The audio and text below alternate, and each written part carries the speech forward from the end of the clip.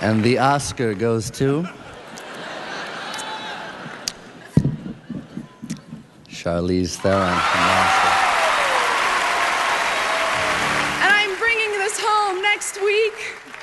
And I have to thank my incredible partner in crime. You're one hell of a partner to have.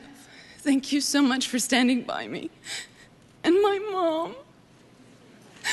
You have sacrificed so much for me to be able to live here and make my dreams come true.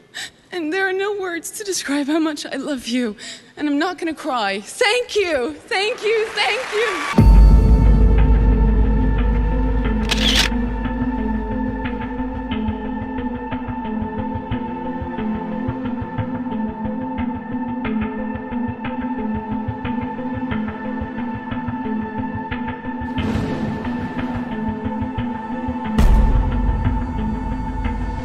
Vedette internationale dans les années 90, si je vous dis Charlize Theron, vous voyez tous de qui je veux parler. On a tous vu au moins un film avec Charlize Theron, notamment parce qu'elle a participé à beaucoup de blockbusters dans les années 2010. La méchante reine dans Blanche-Neige et le Chasseur, Cipher dans la saga Fast and Furious, ou encore Meredith Wickers dans Prometheus. Elle a aussi participé à des thrillers de grande renommée dans les années 2000, notamment dans Braquage à l'italienne de F. Gary Gray et Monsters de Patty Jenkins, pour lequel elle obtient un Oscar. Vous savez son succès, mais connaissez-vous son histoire? Le chemin sinueux qui mène à de grandes réussites. Bienvenue dans Un jour, une histoire inspirante.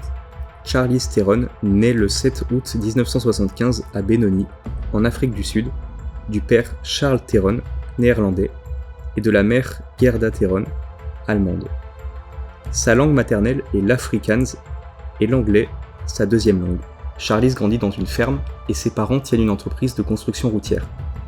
Au contact des employés, Charlize apprend le Xhosa, une langue tonale d'Afrique du Sud. C'est une enfant particulièrement intelligente et sportive qui plus est, apprenant la danse de ballet à partir de l'âge de 6 ans.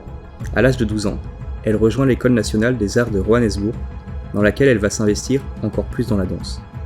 Sa mère voit cela comme une réelle opportunité pour elle et la pousse à aller dans cette voie. Au fil des mois et des années, Charlize grandit au rythme de son talent, et ce dans plusieurs domaines.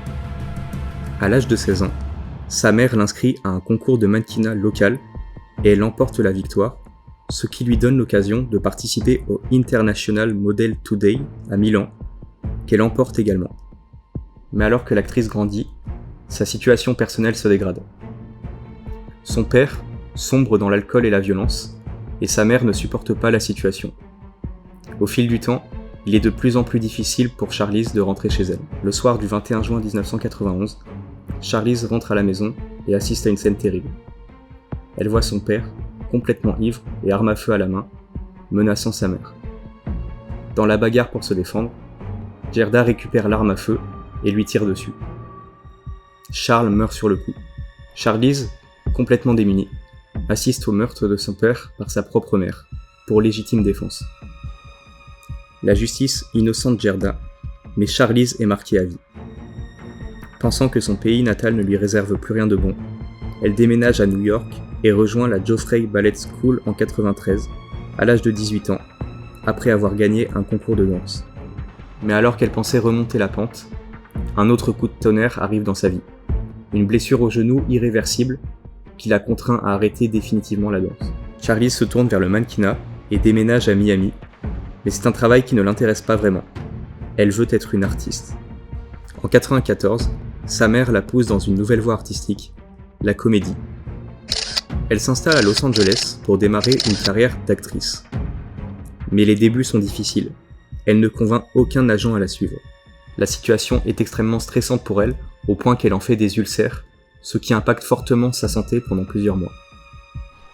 Un jour, alors qu'elle va à la banque pour encaisser un chèque de 500 €, le banquier lui refuse la transaction et bloque le chèque.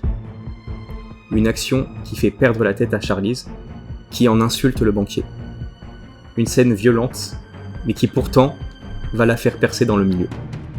L'agent John Crosby, présent sur place, remarque une certaine énergie que dégage Charlize et voit en elle du potentiel. Crosby la démarche et la convainc de le suivre, l'emmenant tout droit à des cours de comédie. Charlize améliore son jeu et perd son accent typique africain. Quelques mois plus tard, elle fera sa première apparition au cinéma dans le modeste film Démons du Maïs 3, Les Moissons de la Terreur. C'est un tout petit rôle de quelques secondes sans ligne de dialogue, mais un premier pas tout de même. Elle enchaîne avec des projets plus gros, aux côtés de grands artistes, comme dans 2 jours à Los Angeles, avec James Spader, ou That Thing You Do, de Tom Hanks. En parallèle, elle participe aux publicités de Axe et Martini. Et le film qui l'a fait connaître, c'est L'Associé du Diable de Taylor Hackford, dans lequel elle partage l'affiche avec Keanu Reeves et Al Pacino. C'est là qu'elle confirme son talent et s'élève au rang de star. Mais si le succès professionnel est là, sa situation personnelle reste fragile. Le lien avec sa mère se fissure, alors qu'elle se remarie. Après des mois de reconstruction, Charlize apprend à aimer sa nouvelle belle famille, mais en 98, alors qu'elle commence le tournage de Mon ami Joe, le fils de son beau-père a un accident de voiture et décède sur le coup. Cet événement brise le cœur de Gerda, qui divorce quelques mois plus tard et s'installe avec Charlize à Los Angeles. Derrière le drame, un énorme coup d'éclat, 2003 est l'année de Charlize Theron en 2 films, le premier, Braquage à l'italienne, et le second, Monsters, pour lequel elle va même recevoir un Oscar. À partir de là, Charlize Theron devient une star internationale et une énorme fierté pour l'Afrique du Sud. En rentrant à son pays natal, Charlize est acclamée par le peuple. Elle est la première africaine à recevoir un Oscar de tous les temps. Theron est même reçue à 2 reprises par des dirigeants africains, la première par Nelson Mandela, et la seconde fois par son successeur, Thabo Mbeki, qui lui offre même une once d'or. En 2007, elle fonde la Charlize Theron Africa Outreach Project, dans le but de financer des infrastructures pour la santé et la sécurité des jeunes Africains, et également de nous sensibiliser à cette cause. Suite à ça, en 2008, elle est nommée messagère de la paix des Nations Unies. Elle défend également la cause des animaux, étant membre de la PETA, People for the Ethical Treatment of the Animals, et soutient la communauté LGBT, participant à certaines manifestations. En 2009, elle déclare « Je ne me marierai que quand mes amis pourront eux aussi se marier ». Et enfin, elle est très sensible à la lutte contre le sida, et finance des programmes pour sensibiliser les jeunes à cette maladie.